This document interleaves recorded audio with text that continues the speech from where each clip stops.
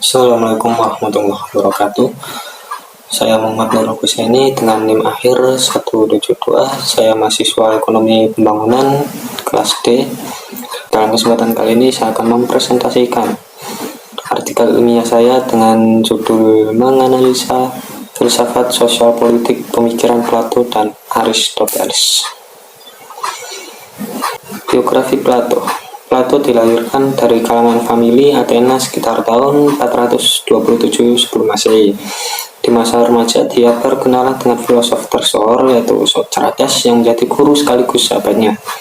Pada tahun 399 sebelum Masehi, saat Socrates berumur 70 tahun, dia diseret ke pengadilan dengan tuduhan tak berdasar yang menyebabkan Socrates dihukum mati.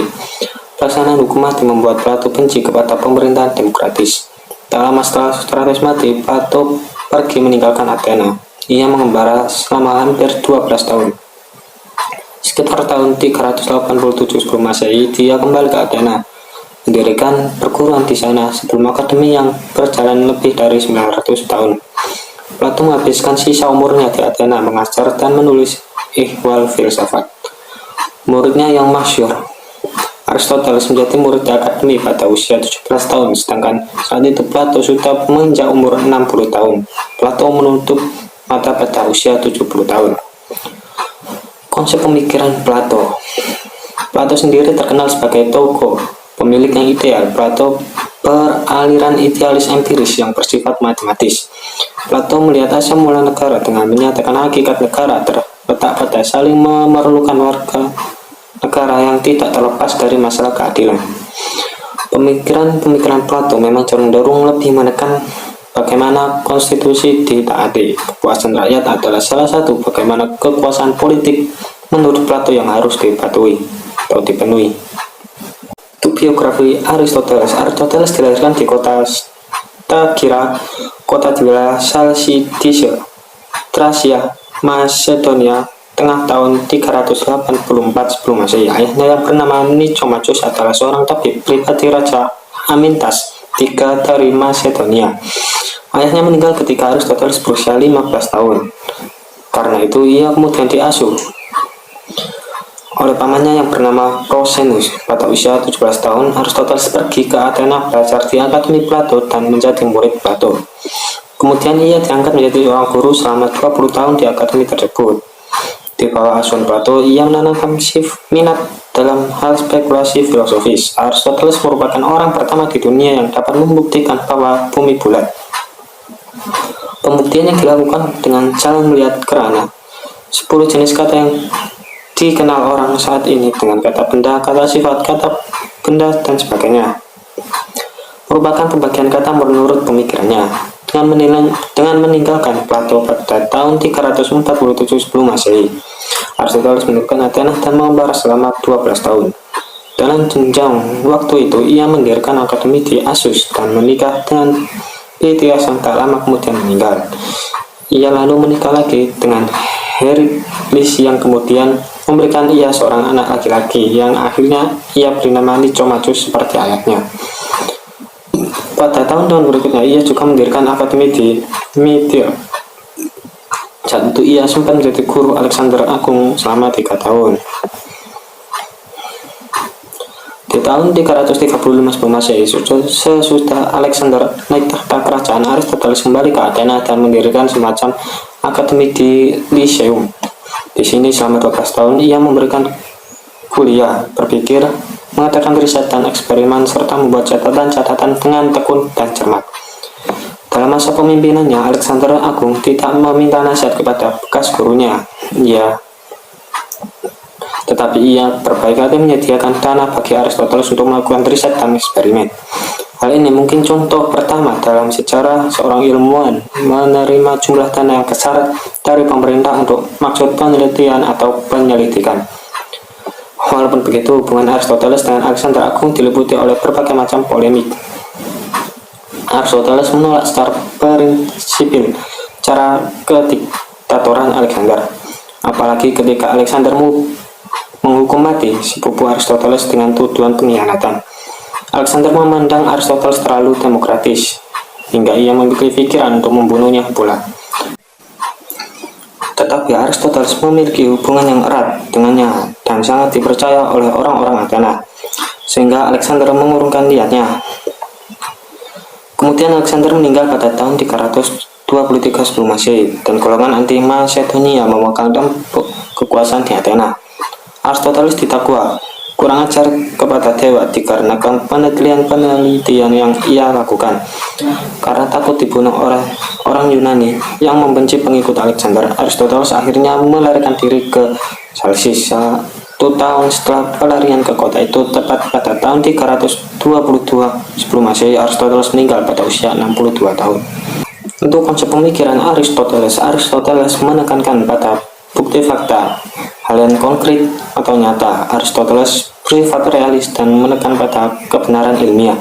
Aristoteles melihat negara adalah sebagai suatu gabungan dari bagian-bagian yang menurut besarnya mulai dari kampung, famili, dan individu. Individu tidak dapat hidup sendiri, mereka menghendaki adanya kawan untuk saling memenuhi keperluan hidup sehari-hari. Aristoteles menekankan bahwa watak manusia merupakan hal pokok bagi teori politik. Filosofi Plato percaya bahwa bagi semua orang, lelaki atau perempuan, meski disediakan kesempatan memperlihatkan kebolehannya selaku anggota guardia. Plato merupakan filosof yang pertama dalam jangka waktu yang lama, hanya dia yang mengusulkan persamaan kesempatan tanpa memandang kelamin. Pada zaman Yunani kuno, pembahasan tentang ekonomi masih merupakan bagian dari filsafat, khususnya filsafat oral, dan sering diartikan dengan rasa keadilan serta kelayakan yang perlu diperhatikan dalam rangka penciptaan suatu masyarakat yang adil dan makmur serta merata. Gagasan Plato tentang ekonomi timbul secara tidak sengaja dari pemikirannya tentang keadilan dalam sebuah negara ideal. Menurut Plato, dalam sebuah negara ideal, kemajuan tergantung pada pembagian kerja yang timbul secara alamiah dalam masyarakat. Plato juga membedakan 3 jenis pekerjaan yang dilakukan oleh manusia, yaitu pekerjaan sebagai tentara, pekerjaan sebagai pengatur, dan pekerjaan sebagai pekerja. Plato juga mengatakan bahwa lapisan masyarakat yang berhak untuk mengejar laba dan mengumpulkan harta adalah kelompok pekerja, sedangkan kelompok pengatur dan tentara mereka bekerja untuk mengumpulkan harta dan kekayaan, tetapi hanya mengabdi dan memikirkan pekerjaan mereka. Dan sebagian kerja pembatasan waktu tersebut, maka hawa nafsu manusia untuk memperoleh barang dan harta sebesar-besarnya dapat dikendalikan, sehingga diharapkan akan tercipta suatu masyarakat yang adil dan makmur. Hal ini yang dikemukakan Plato adalah tentang keharusan penganekaragaman pekerjaan dalam masyarakat, sehingga mereka tidak perlu membuat segala sesuatu dengan sendirinya karena memang tidak mungkin memenuhi kebutuhannya sendiri. Filosofi Aristoteles bila dibandingkan dengan Plato beranggapan bahwa mereka yang ditugaskan untuk memimpin negara harus menguasai ilmu hitung, maka Aristoteles yang lebih cenderung ke arah pandangan filsafat sejarah. Di sini sudah mulai terlihat perbedaan paham antara ekonomi literal dan ekonomi kuantitatif. Misalnya pada Wisny dapat kita lihat suatu kecenderungan yang jelas ke arah pandangan kuantitatif, sedangkan pada Adam Smith terlihat kecenderungan ke arah pandangan filsafat sejarah. Kini analisa kuantitatif makin lama makin tercapai kemenangan. Dalam bukunya Negara, Aristoteles membedakan ekonomi yang mempelajari cara-cara mengatur rumah tangga dan schematisti yang mempelajari aturan-aturan pertukaran, dan sebenarnya dapat pula dianggap sebagai pelopor ekonomi teoretika. Menurut Aristoteles, kepala keluarga berusaha agar dapat pemenuhan kebutuhan sebaik-baiknya dalam lingkungan rumah tangganya. Bila mana oikos rumah tangga yang satu mempunyai benda tertentu dalam jumlah lebih, maka adalah logis bahwa benda tersebut ditukar dengan benda-benda surplus oikos lainnya. Begitu pula Aristoteles mengatakan perbedaan antara nilai pakai dan nilai tukar dengan menyatakan bahwa sepasang sepatu dapat digunakan, tetapi tidak dapat pula untuk ditukar. Anggapan selanjutnya adalah bahwa baik uang maupun pertukaran yang dimungkinkan oleh uang adalah esensial bagi kehidupan masyarakat. Aristoteles menguraikan uang sebagai benda yang semula diidamkan oleh setiap orang karena kemungkinan penggunaan yang langsung dan dengan diterima suatu alat penukaran. Hal ini disebabkan karena semua orang mempunyai kepastian bahwa uang tersebut dapat dialihkan ke pihak lain. Akan tetapi ia menekankan bahwa usaha untuk mencapai uang janganlah dijadikan tujuan, seperti halnya dalam hubungan membeli dan menjual, bahkan secara lebih spesifik dalam hal meminjamkan uang dengan mendapat bunga modal.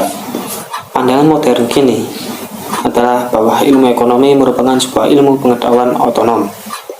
Ilmu pengetahuan sosial kini bersifat faktual secara teknis, sedangkan konsepsi kuno pada garis besarnya bersifat filosofis. Artinya diorientasikan ke arah keseluruhan dan ditujukan ke arah usaha untuk menentukan suatu metode guna mengorganisasi masyarakat dengan bijaksana. Nilai ekonomi yang diharapkan atau basic values of economy pemikiran Plato. Plato belum mengenal wahyu dan atau ketuhanan, namun bila dilihat dalam kehidupannya, Plato lebih memaksimalkan bukti indrawi dan akal dalam pemikirannya.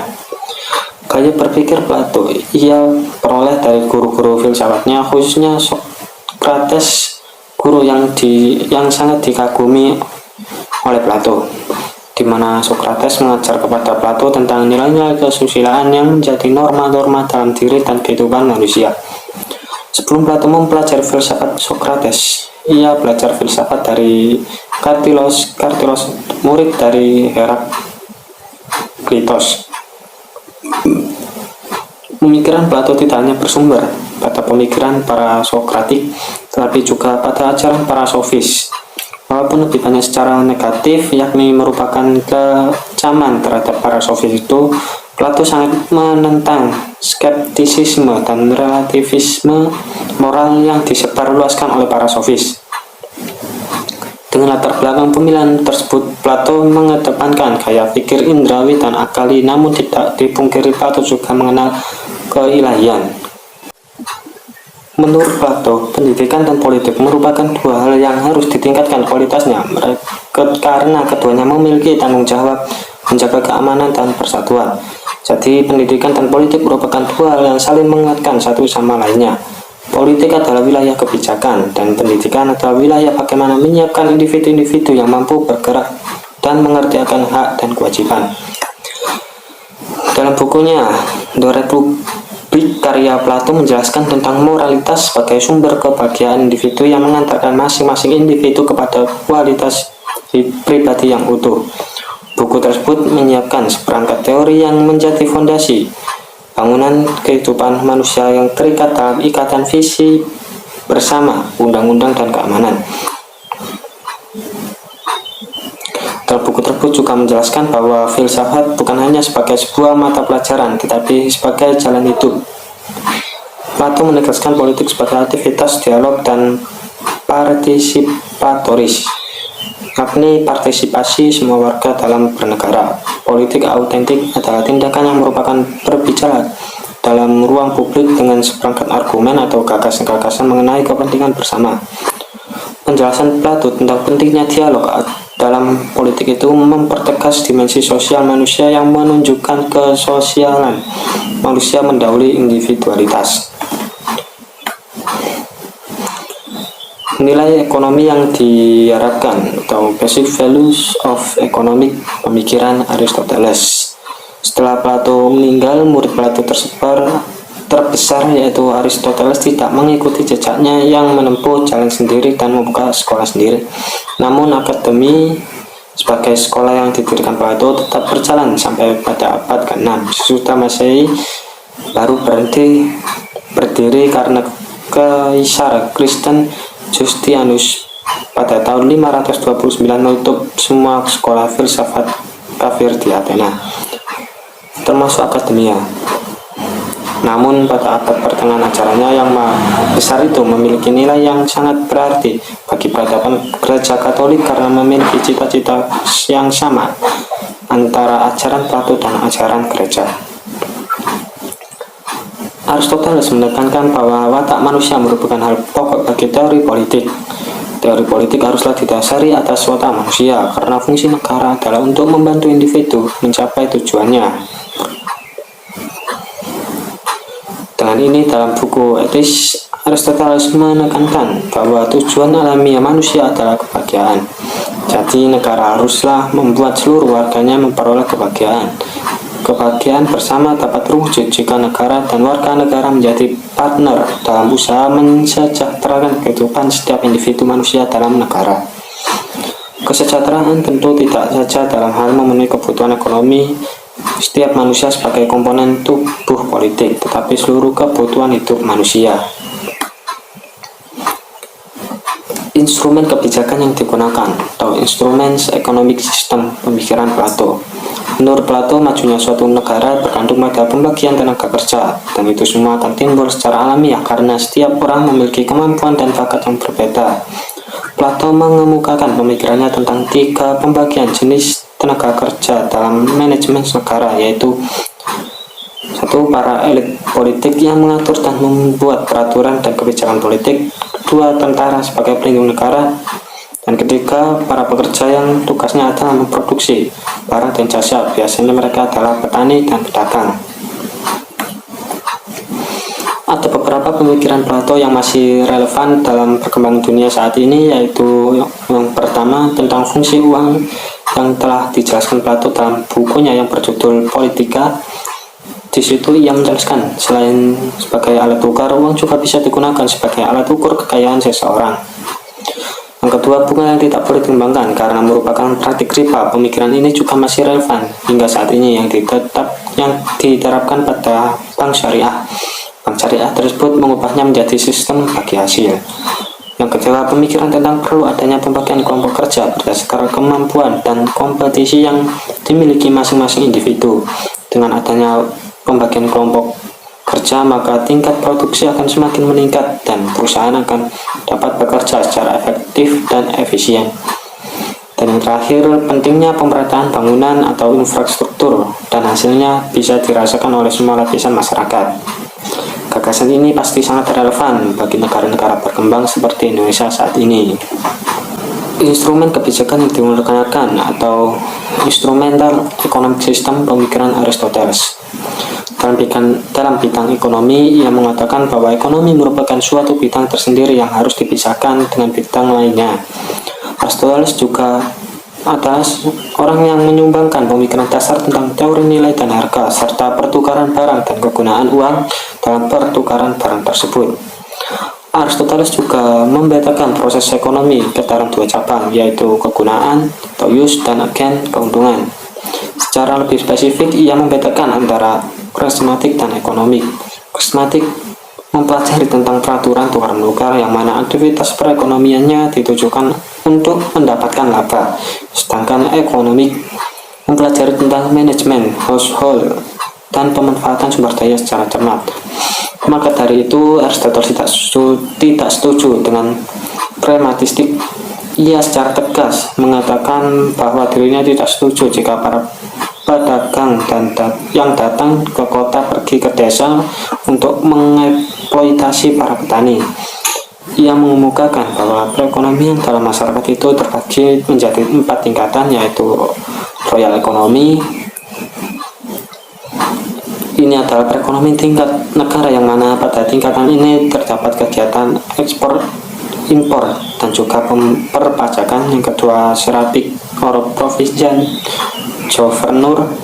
Pada tingkatan ini ditandai dengan adanya aliran barang berasal dari sektor perdagangan saja. Yang ketiga, site ekonomi ditandai dengan terjadinya pemusatan penduduk di perkotaan. Yang terakhir, personal ekonomi, kegiatan ekonomi yang berada pada household individu. Beberapa buku karya Aristoteles yang terkenal adalah Politics dan Nicomachean Ethics. Aristoteles berpendapat bahwa ekonomi merupakan suatu bidang tersendiri yang pembahasannya harus dipisahkan dengan bidang lain. Konsep pemikiran ekonominya didasarkan pada konsep pengelolaan rumah tangga yang baik melalui tukar-menukar. Aristoteles adalah orang yang meletakkan pemikiran dasar tentang teori nilai dan harga, pertukaran barang dan kegunaan uang dalam pertukaran barang tersebut. Ia menolak kehadiran uang dan pinjam-meminjam uang dengan bunga. Uang hanya sebagai alat tukar menukar saja. Jika menumpuk kekayaan dengan cara meminta atau mengambil riba, maka uang menjadi mandul. Kontribusi terbesar Aristoteles terhadap ilmu ekonomi adalah pemikirannya tentang exchange of commodity atau pertukaran barang dan kegunaan uang sendiri dalam pertukaran barang tersebut. Aristoteles berpendapat bahwa kebutuhan manusia itu tidak terlalu banyak, tapi keinginan manusia itulah yang cenderung tidak terbatas. Ia juga membenarkan kegiatan produksi yang dimaksudkan untuk memenuhi kebutuhan manusia, tapi ia mengecam dan menganggap tidak alami kegiatan produksi yang bertujuan untuk memenuhi keinginan manusia yang cenderung tidak terbatas itu. Selanjutnya, perbedaan dan persamaan pemikiran Plato dan Aristoteles. Plato terkenal sebagai tokoh pemikir yang ideal. Menurut Plato, ide bersifat objektif. Ide tidak bergantung pada pemikiran, tapi pemikiranlah yang bergantung pada ide. Ide berada di luar pemikiran dan berdiri sendiri. Ide-ide ini kemudian saling berkaitan satu sama yang lain, memungkinkan munculnya pemikiran. Plato membagi realitas menjadi dua, yaitu dunia yang terbuka bagi rasio dan dunia yang terbuka bagi panca indera. Dunia yang terbuka pada rasio terdiri dari ide-ide yang sifatnya abadi serta tidak dapat berubah. Dunia yang terbuka bagi panca indera adalah dunia jasmani dan sifatnya selalu berubah. Dunia jasmani adalah refleksi dari dunia ide. Dunia jasmani mengandalkan panca indera. Menurut Plato, kondisi dunia senantiasa berubah sehingga sangatlah tidak relevan ketika mengandalkan pada dunia jasmani. Aristoteles lebih realistis dibandingkan dengan Plato. Aristoteles menekankan pada bukti fakta, hal yang konkret atau nyata.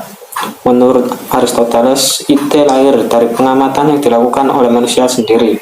Realita menurut Aristoteles adalah apa yang tertangkap oleh panca indera, dan inilah yang mewakili bentuk sebenarnya.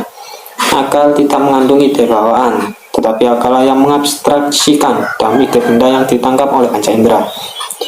Aristoteles mulai dengan mengumpulkan fakta, kemudian ditinjau dan dikaitkan satu sama lainnya. Aristoteles menggunakan cara berpikir logis.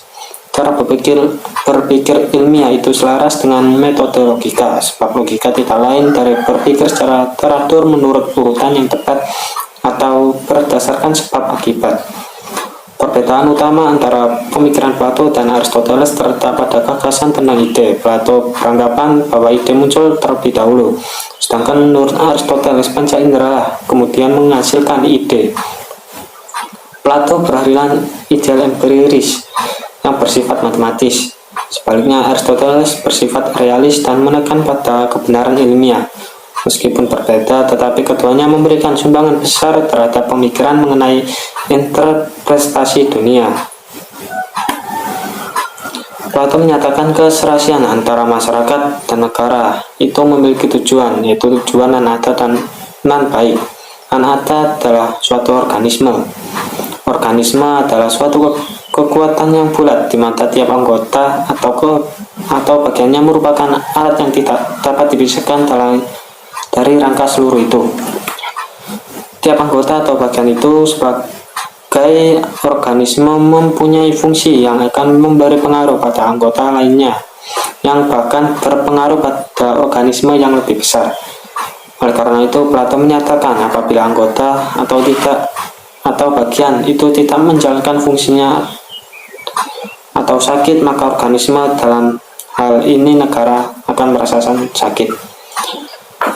Sehingga menurut Plato, apabila setiap anggota atau bagian mengerjakan apa yang menjadi fungsinya, keadilan akan tercapai. Kitab politik Aristoteles berbeda dengan kitab gurunya Plato, Republik, walaupun memperhatikan unsur cita-cita tetapi lebih memperhatikan kenyataan. Cara Aristoteles yang induksi inilah yang membedakannya dengan metode gurunya yang deduktif. Plato melihat asal mula negara dengan menyatakan hakikat negara terletak pada saling memerlukan dari warga-warga negara yang tidak terlepas dari masalah keadilan. Sementara Aristoteles tidak melihat sejauh itu. Ia melihat negara adalah sebagai suatu gabungan dari bagian-bagian yang menurut besarnya mula dari kampung, famili, dan individu.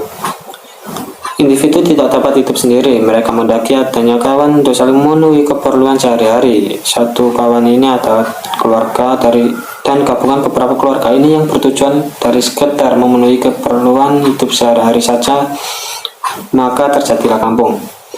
Gabungan dari beberapa kampung ini akan membentuk negara. Negara adalah bentuk akhir dari kumpulan manusia dan akhirnya adalah bentuk tersempurna. Bentuk yang tersempurna tersebut adalah bentuk yang sebenar-benarnya, yang sesuai dengan fitrah dan tabiat dari diri manusia, sehingga Aristoteles menyatakan bahwa negara adalah untuk kesempurnaan hidup yang benar. Berdasarkan kenyataan ini, Aristoteles sendiri menyatakan adalah makhluk politik. Artinya masyarakat negara yang tercapai kesempurnaan hanya dalam masyarakat dan negara. Orang yang tidak memerlukan negara atau masyarakat adalah manusia yang hidup bukan menurut fitrah atau tabiatnya. Perbedaan mengenai negara antara Plato dan Aristoteles lainnya misalnya adalah Plato menganalogikan jiwa dengan negara, sementara Aristoteles menyatakan negara sebagai suatu bentuk kumpulan ataupun lanjutan dari kumpulan-kumpulan yang telah ada dan berbentuk lebih kecil. Selanjutnya, kesimpulan filsafat sosial politik. Plato dan Aristoteles menggambarkan teori sosial politik yang tujuan utamanya adalah sumber mewujudkan suatu negara atau masyarakat yang adil untuk menciptakan kebahagiaan dari sumber perwujudannya.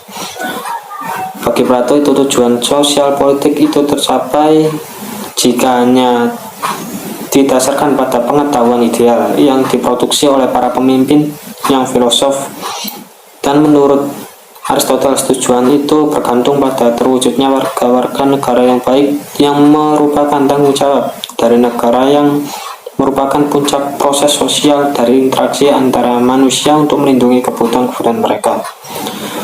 Teori sosial politik Plato sangat idealis. Negara yang adil bergantung pada pengetahuan ideal yang lahir dari manusia ideal. Manusia sempurna itu para filosof. Di tangan kendali filosof, keadilan dijamin berjalan. Teori sosial politik Aristoteles merupakan the good citizenship based politik. Keadilan sosial dalam keseluruhannya ditentukan oleh kebaikan sosial setiap warganya, dan negara berkewajiban untuk mewujudkannya. Dalam teori keduanya didapati kesamaan juga pembatasan kepemilikan pribadi oleh negara. Dalam hal penguasaan kekayaan, teori politik kedua jauh dari mengesankan suatu pembenaran atas kapitalisme yang mendorong kebebasan individu dalam menguasai kekayaan. Pembatasan ini di sisi lain mengesankan sosialisme, namun bukan dalam pengertian kekayaan ekonomi dikendalikan sepenuhnya oleh negara. Negara memiliki wewenang mengatur penguasaan kekayaan untuk kelompok-kelompok warganya demi terwujudnya keadilan sosial.